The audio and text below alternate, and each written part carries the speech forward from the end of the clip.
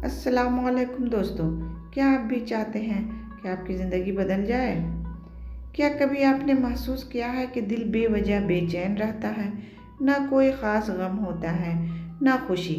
आज हम उसी दिल की बेचैनी के बारे में बात करेंगे। जब अल्लाह ताला हमारी ज़िंदगी में कोई नया रास्ता देने वाले होते हैं तो दिल को बेचैन कर देते हैं। जो चीज़ें जो कभी बहुत अच्छी लगती थीं अचानक बोझ बनने लगती हैं। यह बेचैनी सज़ा नहीं होती, बल्कि अल्लाह की ख़ास रहमत होती है। अल्लाह ताला जिस बंदे से मोहब्बत करता है उसे गफलत से निकाल लेता है। दिल की यह कैफियत हमें अल्लाह की तरफ लौटने की दावत देती है।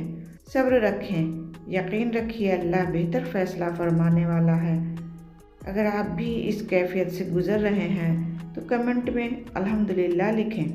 जो तन्हाई में ख़ुद को सुनना और अंदर की बात समझना सीख ले वो दुनिया की ठोकरों से नहीं टूटता। तन्हाई इंसान को खुद से जोड़ती है। सच मुश्किल ज़रूर होता है, मगर यही इंसान की रीढ़ की हड्डी मजबूत करता है। झूठ सहारा देता है, सच ताकत देता है। जब इंसान का सहारा ख़त्म हो जाए तब अल्लाह का सहारा शुरू होता है। तवक्कल वो ताकत है जो दिल को फौलाद बना देती है।